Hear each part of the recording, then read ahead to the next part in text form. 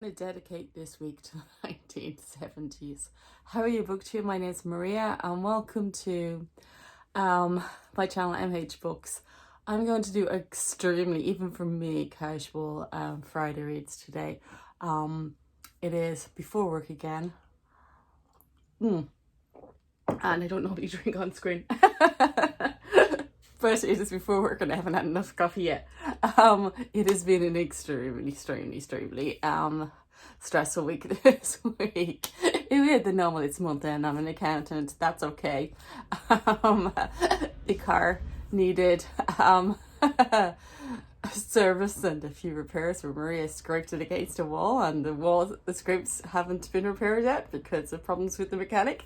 So that's still okay. And then I forgot my phone, which I put on the tag, so I had to go drive back into the office twice. I had phone calls while I was in the office saying, "Are you working from home today? I kind of need to go to the private hospital." So I've had to drive home from the office, bring somebody into a medical appointment and back out again. And it's just been one of those weeks.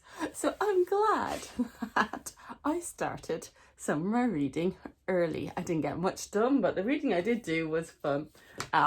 It's horror, so of course it was fun. But the books I'm reading is that horrors. I'm reading for the challenge that John at Books and Blood is running in the month of September, and it's that 70s horror reading challenge. I think I got the name slightly wrong there.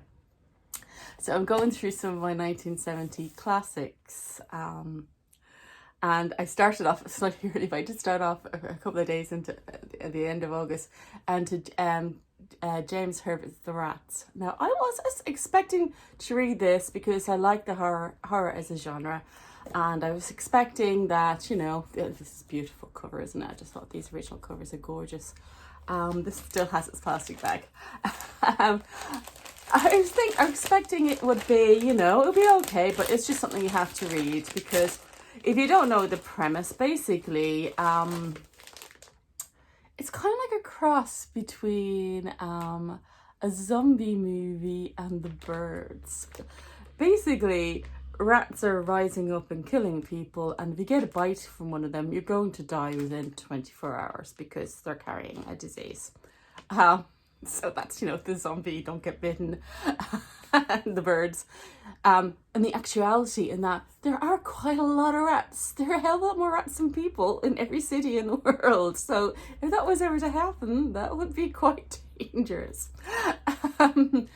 So it's a very, very basic premise, but it's written in, I think it's published in 1974. And what I really enjoyed about it was it's a contemporary book at the time, but this is a real 1970s feel. Like, you forget how close 1974 in London was to the Second World War, and that these rats were in bomb sites and places like that. And these bomb sites, and they're given out to local county councils, so the bomb sites haven't been cleaned up. And also, one of the main characters is a school teacher who's supposed to be from the working class slums of London, but he talks so jolly nice, which what you would do if you were a teacher. You'd to come educate yourself enough to be a teacher in the 1970s in London. No matter where you came from, you would have dropped an accent and you'd be speaking like that. And I also thought it was terribly funny when you know, "Oh dear gosh, like, you know, has he been eaten alive?" It's very funny, very amusing. I really enjoyed it more than I expected. I just had my books tossed kind of shit. I said this is going to be more casual than normal, even for me. So I did actually pick up a 1980s copy of the Lair, which is the next one, because it was fun enough to read. So I really did enjoy reading this, and I do love the old vintage paperbacks when you can get them. So continuing on with the 1970s, and I think the 1970s is important this week, as you know, ABBA has announced it has gone back together and is having a virtual concert in London in May next year. So I don't know when I get tickets, but I will have a go at getting tickets. I used to watch be fans of ABBA when I was 6. When I was 6, I had socks with Abba's pictures on them. I don't know why I'm doing this, but you can imagine that's my leg, because I'm not lifting my leg up here like this. No, I'm screwing that, not in the moment, not today. So I used to love that. So it is really a 1970s week. And so the classic again in her, Audrey and Frank de Felta's Audrey Rose, which is shining on the I didn't expect it to do that, but it does. Well, halfway through this one, I'm listening to it, an audiobook. It saves, that's why I don't have my bookmark in. It saves, I reckon, this cover on a particularly stressful week when I've managed to wreck my car. Well, not that badly, but enough to annoy me. It is about a child. A lot of people have already read this. I was really oblivious to this book. It really was like, I mean, I'd read The Exorcist, but I'd never read Audrey Rose. And as you can see from this 1970s cover, it's saying, not since The Exorcist, is a novel so haunting, big, so credible, so terrifyingly a blockbuster. Actually, that's a actually accurate thing. I don't know, is it scary like The Exorcist? But it is about a child who is possibly a reincarnation of another child who died in a car accident, and the quandary that leaves her parents in when the father of the child who dies in a car accident tries to claim this. So they're in a bit of a state at the moment, and the child does seem to be reenacting her death by far.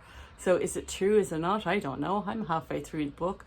But it is an interesting, compelling read. And I'm really enjoying it. And this is, again, written in the 1970s, contemporary to the 1970s. And half the problem was they keep missing phone calls, because obviously they're using landlines. And if they got their phone call all the time, half the scary things wouldn't have happened. So if they had mobile phones, this wouldn't work. So it is intriguing. I am enjoying the 1970s at the moment in my horror reading, but also enjoying the horror 1970s, which brings me on to my other point. So at the end of this month, I'm going to be starting I say just to be short, a short story course. It's actually a short narrative course, so it can actually be prose poetry,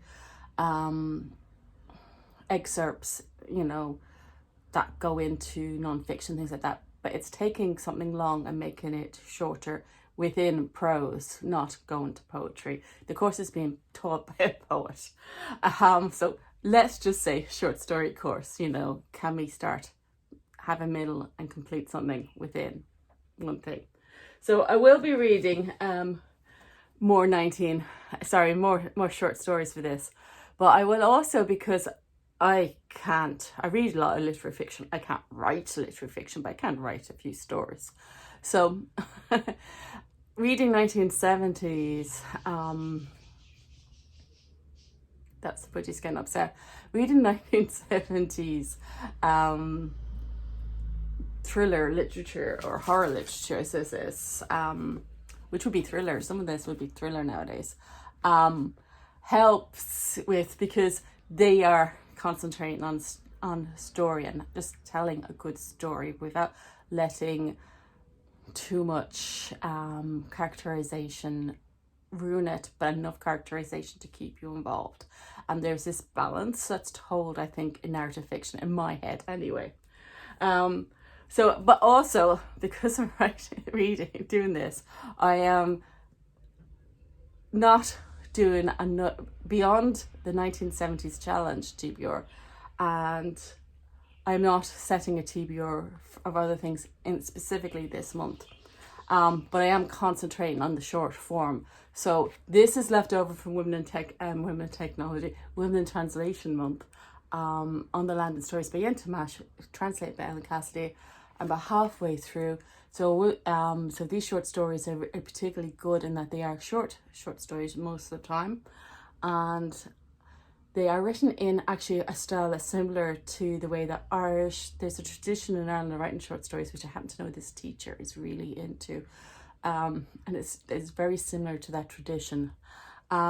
This book is translated from the Yiddish. there is a theme running through the story. So we have travel in time and in place, so which is why it has the name On the Landing. So we started off with different stories, different characters. They're not interconnected, but they're different, but they are set in a place, of a time, of a people. And the first few stories were an exile in Siberia. The next ones are when they go back to Moldova, but they're dealing with the complication of living in the Soviet Union now, as Jews. And then the next ones, they've emigrated to Israel, and now they're dealing with the complications of being Jews with Soviet backgrounds where religion wasn't acceptable, and the conflicts that's arising, and not being good Jews, if you know what I mean. So that's about halfway through. So I love the overall theme that these stories are taking, and I'm really glad I picked this one up because of Sean Mooney on the Book Maniac channel. So other things I'm reading is, because I'm writing short fiction, I am doing, it's my not so secret TBR, which is on Instagram, I think. And I have more books now. Again, I am doing some background reading on Irish ghost stories. These are the stories that are supposed to be true, as told to people through the generations, set in real places, because they're obviously supposed to be real stories. I've only gotten through Padraic O'Farrell's, about halfway through. A lot of the places no longer exist, so I can't film at them. I may film at one or two locations that do exist. I live beside one of them, but haven't come across it yet in a book. So I have like John J. Jones, and I've got something like 10 books now to craft. But I just thought, short stories written at this time of year, because short storytelling is traditional at Christmas and the course finishes at Christmas. It might be a good theme to try and put my writing in. And meanwhile, I think this weekend I shall be continuing on with Audrey Rose, but I also have The Haunting of Alma Fielding, which is a true ghost story. From the 1970s TBR, sorry. But this one is set in just before World War II, and it is the story of Kate Summerville. Sorry, Anna Fielding. Sorry, Kate Summerville is our author, who is supposedly haunted by poltergeists. But it's also the story of the man who investigated it. I think his picture is missing on me. It's in the front. Maybe the poltergeist took it. So that's Nadar Fadar, which I'm probably, I'll have it as an audiobook, so I'll get the pronunciation. His story as well, investigating. I believe that's actually more strongly about the investigation itself and about the build up to the Second World War at this time. Kate Somerville wrote The Suspicions of Mr. Whittaker, the first Victorian detective. She does that kind of book. So other short stories, Black Venus. I am listening to this in the car. Again, a ghost story. Don't always read her. This is terrible. People look at my videos. They join my channel. They look at things and I think I do one thing, and then next month I do something completely different. So be warned. I'm talking about completely different. So Uwe Jansson's Anniversaries, August 1967 to August 1968. Reading it more or less, I'm always a few days behind. It was printed as about 4 or 5 pages every day, telling the story of his characters. So far I have tapped quite a bit. New York Times is extremely important, but because I'm about 2 weeks in. It's all that I am still really intrigued with this. I know a lot of people abandon this. I'm still very intrigued though. A lot of different characters coming up in this book, and who they are and what they do. The conflicts with some characters being Jews, and one character, obviously the daughter of a Nazi, and friendships evolving. the background of the Vietnam War, racial tensions in New York at the time. So we'll see where we go with that. So I suppose that's it. It is 15 minutes in. As I said, more casual than normal. Absolutely very little very little except a chat with the book sort of strewn in.